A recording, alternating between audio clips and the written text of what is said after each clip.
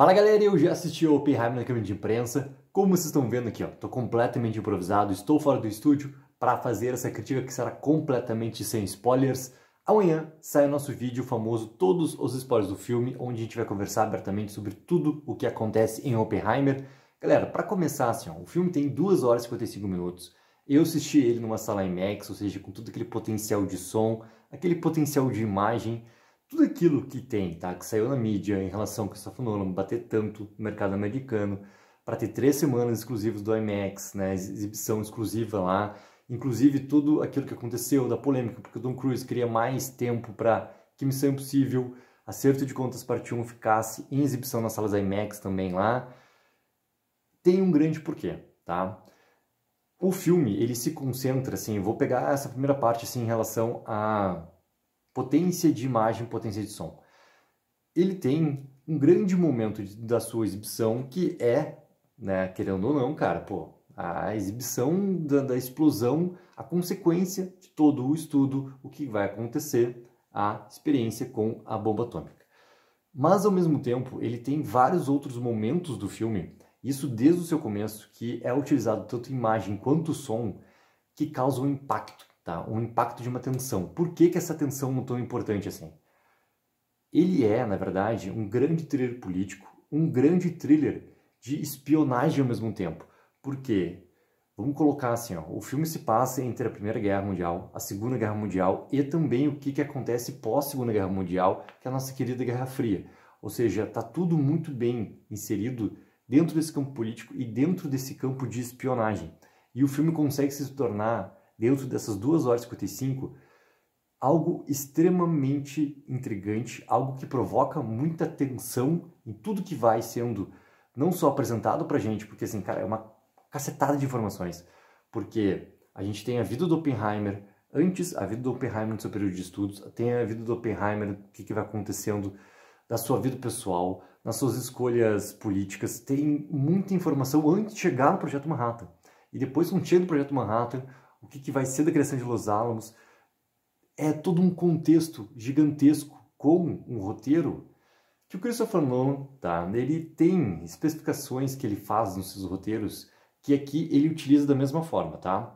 Para quem já poder assistir o filme logo na sua estreia, vai poder já conseguir conferir uma coisa que é muito importante, assim, o final do filme, ele tem também a sua grande reviravolta como seus outros filmes, tá? O seu roteiro utiliza desse mesmo recurso.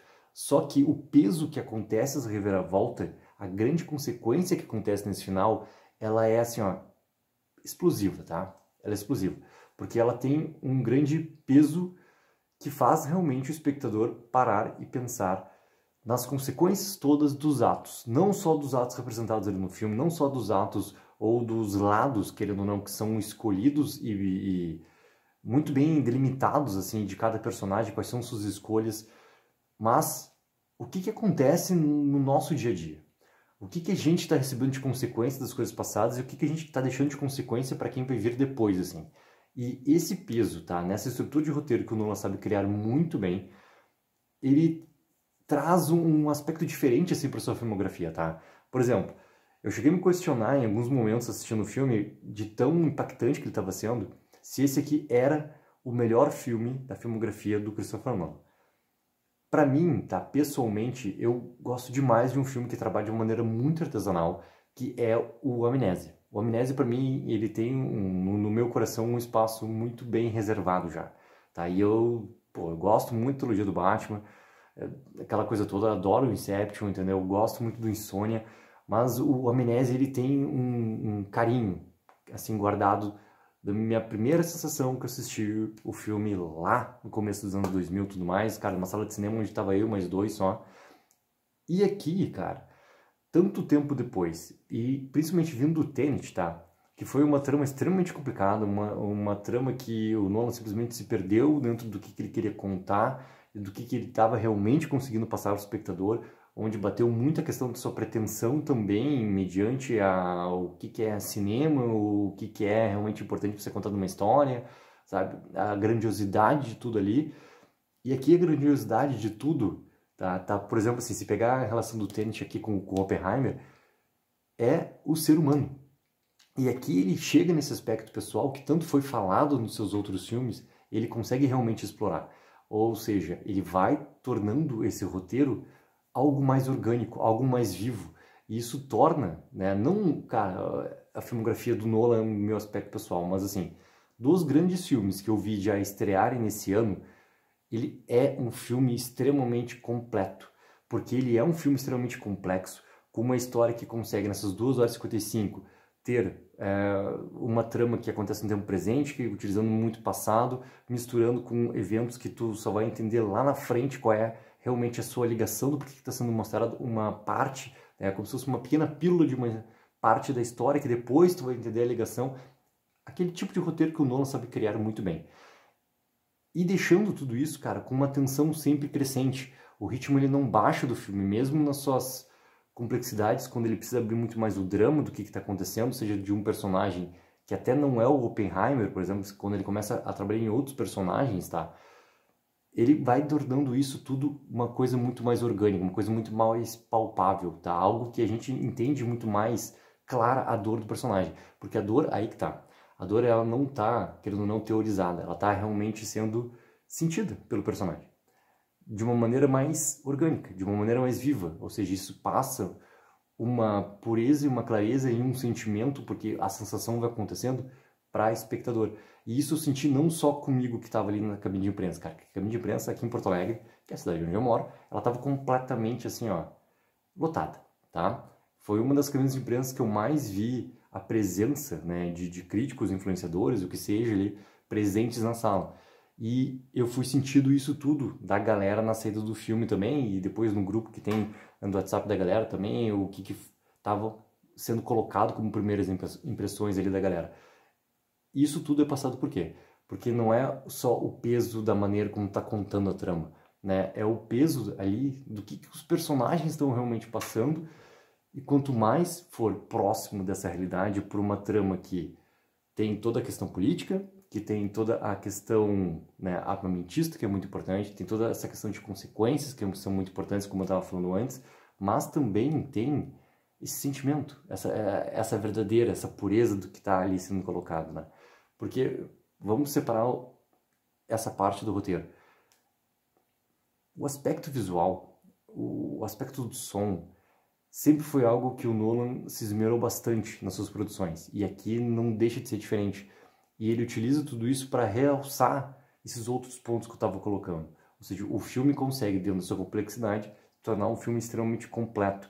E dentro, repetindo, cara, de todas as grandes estreias que eu já vi, principalmente caminho de imprensa, onde a gente tem, cara, a oportunidade de ir sempre numa sala melhor colocada, é espetacular. Cara, se puder ver esse filme, tá? Se na sua cidade tem uma sala IMAX, assiste. Se tiver uma, que nem do Cinemark, uma XD, assiste, porque ele usa tudo o que tem de capacidade da sala presente ali, tá? Então, precisa realmente, se tem essa capacidade, se tem essa possibilidade, cara, assiste sempre nessa plenitude que a sala de cinema ela tem para oferecer ali.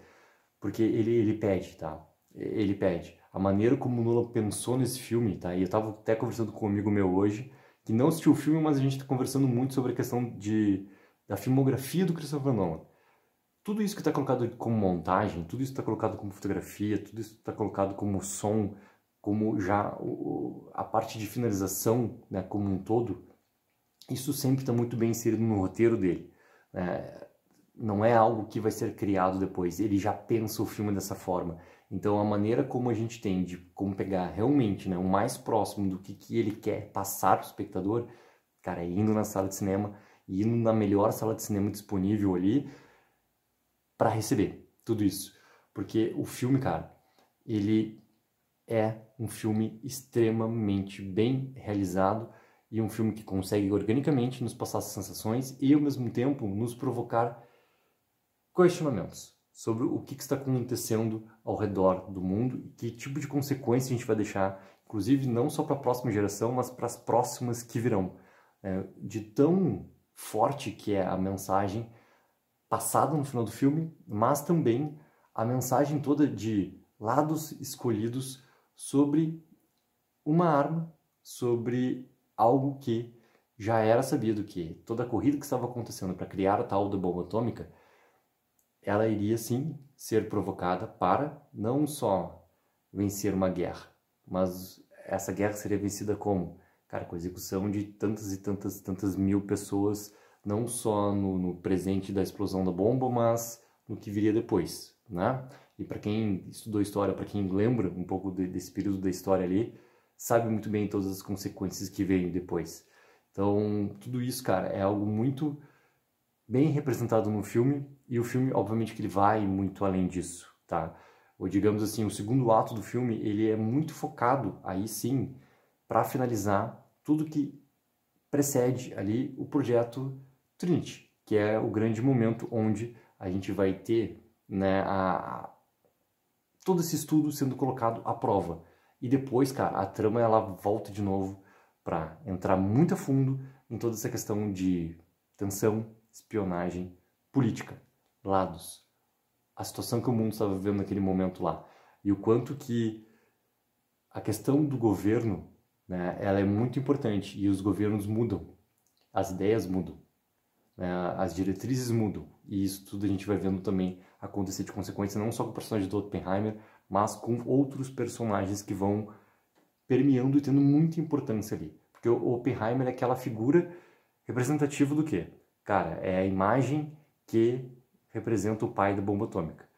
Tá? E a gente sabe que tem milhões de pessoas ali que fizeram isso acontecer ao mesmo tempo. E essas milhões de pessoas estão, de uma maneira ou outra, representadas no filme também.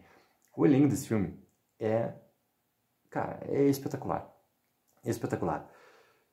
Matt Damon dá um show. A Emily Blunt, cara, ela tem muito mais importância no terceiro ato, ela dá um show também. A Florence Pugh tem uma importância muito maior no primeiro ato, ela dá um show também. O Cillian Murphy, cara, o Cillian Murphy ele vai estar indicado pro Oscar, e já aproveitando essa questão de Oscar, Oppenheimer, ele vai ser um filme que vai ter assim, uma leva de indicações no Oscar, uma leva de indicações ao redor do mundo, e vai levar muitos, mas muitos prêmios. Isso é com certeza, com certeza. Ele vai levar muitos prêmios, não só na principal, né, querendo ou não, cerimônia que tem do cinema norte-americano, mas ao redor do mundo. Ele vai levar muitas premiações porque ele tem todo esse quesito de complexidade, como eu tinha falado antes, de uma maneira, cara, que abrange demais, assim. Tem vários outros atores ali, cara, que é massa, assim, até não nem falar porque esse vídeo aqui é, assim, spoilers, porque tem algumas aparições que são muito surpresas, né, que não estava divulgado, que é uma cena, sabe, é uma sequência que tu vai vendo ali, e são atores já que tu conhece e estão representando ou figuras históricas ou estão apenas dando uma força para aquele momento lá, simplesmente como um personagem de passagem, né.